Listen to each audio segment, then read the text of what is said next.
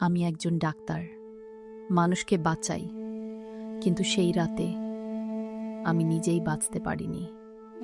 High, আমি তিন্নি। আজ থেকে 6 মাস আগে আমার জীবনে ঘটে যাওয়া এক ভৌতিক ঘটনা তোমাদের সামনে তুলে ধরলাম। তাহলে চলো আরম্ভ করি। আমার পুরো নাম তিন্নি ঘোষ।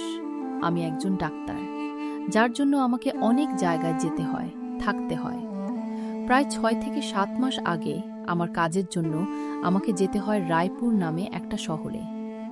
সেখানে গিয়ে প্রথমে হাসপাতালটা দেখি, তারপর ওই হাসপাতালের কাছাকাছি আমি একটা বাড়ি ভাড়া নিয়েছিলাম। বাড়িটা ছিল দোতলা একটা বাড়ি, নিচের তলায় ছিল 3টি রুম।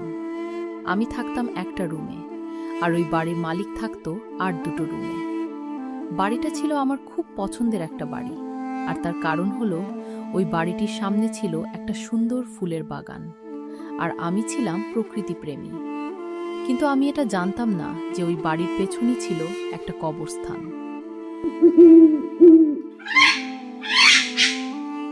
কিছুদিন বেশ ভালোই কাটছিল দিনগুলো। আমি নিয়মিত আমার কাজ করতাম, আর সময় বাঁচলে বাগানে গিয়ে প্রকৃতির দৃশ্য উপভোগ করতাম। এইভাবে কাটছিল দিনগুলো।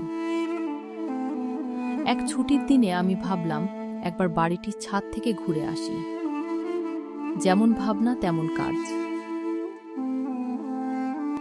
আমি ছাদে গেলাম, আর সত্যি বলছি, ছাদে গিয়ে আমি পুরো চমকে গেলাম। কারণ ছাদ থেকে বাড়ির সামনেটা আরো বেশি সুন্দর লাগছিল। বসন্তের গোধূলি বেলায় সুন্দর ঠান্ডা বাতাস, পাখির কিচিরমিচির আওয়াজ অনুভব করতে করতে প্রকৃতির মনোরম দৃশ্য উপভোগ করছিলাম। হঠাৎ মনে হলো ঠান্ডা বাতাসের সাথে ভেসে আসছে একটা ফিস ফিস আওয়াজ। আমার সাথে খেলবে। আমি অবাক হয়ে চারদিকে দেখলাম, কেউ নেই। আর কিছু না দেখতে পেয়ে তাড়াহুড়ো করে নিজের ঘরে এসে ভাবলাম, আমি এতদিন এই বাড়িতে এসে তো কোনো বাচ্চাকে দেখিনি। কথাটা ভেবেই আর বসে থাকতে পারলাম না। কৌতূহল হয়ে ছুটে গেলাম বাড়ির মালকিন শম্পা কাকিমার কাছে, আর গিয়ে জিজ্ঞেস করলাম, কাকিমা, বাড়িতে কি কোনো বাচ্চা এসেছে? ছাদে বাচ্চার আওয়াজ শুনলাম। আমার মুখে এই কথা শোনা মাত্রই কাকিমা আমাকে ধমক দিয়ে বলে উঠল, ভুল শুনেছ, কোনো বাচ্চা নেই। কোথায় বাচ্চা নেই? আমি একটু হতভম্ব হয়ে নিজের ঘরে এলাম। কিছু সময় পরে রাতের খাবার খেয়ে সব কিছু গুছিয়ে বিছানায় বসে গল্পের বই পড়ছিলাম। আমি আবার সেই ফিস ফিস আওয়াজ শুনতে পেলাম। এবার আওয়াজটা জানলার দিক থেকে আসছে। জানলার দিক দিয়ে ওই কবরস্থানটা দেখা যায়। আমি ভয়ে ভয়ে ওই জানলার দিকে এগিয়ে গেলাম, কিন্তু কোথাও কিছু দেখতে পেলাম না।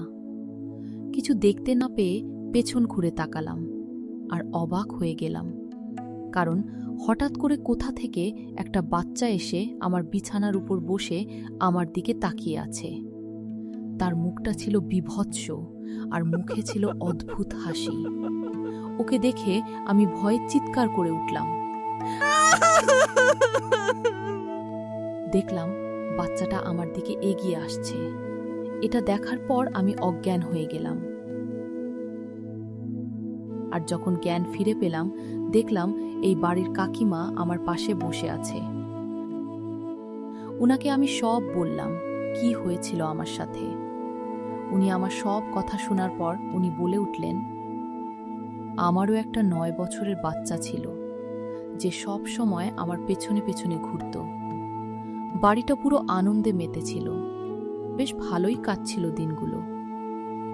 এতটা শোনার পর আমি এর পরেরটা শোনার জন্য আগ্রহী হয়ে পড়ি, আর কাকিমাকে বললাম। তারপর কাকিমা কাঁদো কাঁদো মুখে বলে উঠল, তারপর একদিন আমার ভুলের কারণে ভেসে গেল আমার সুখের সংসার।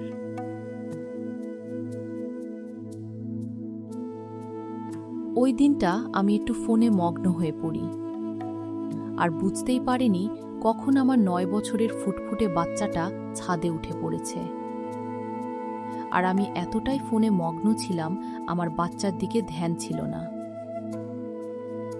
কিছু সময় পরে হঠাৎ আমি আমার বাচ্চার গলার আওয়াজ শুনতে পেলাম, আর ওটাই ছিল আমার বাচ্চার শেষ আওয়াজ। মা! আমি ছুটে বাড়ির বাইরে গেলাম, আর সবকিছু দেখে এক মুহূর্তের মধ্যে আমার পুরো পৃথিবী উলট পালট হয়ে যায় আমার ছেলের রক্ত দেখে। এটার বলার পর কাকিমা কান্নায় ভেঙে পড়ে।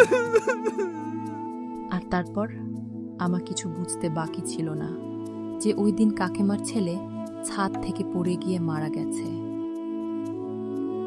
আর ওই দিনের আওয়াজটা ও ছিল ওই বাচ্চাটার।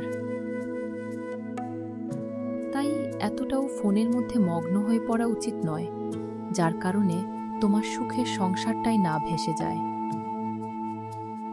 আমার জীবনে ঘটে যাওয়া ঘটনাটা যদি সত্যি বলে মনে হয়, তাহলে ভিডিওটিতে লাইক করে চ্যানেলটিকে সাবস্ক্রাইব করে রাখবেন।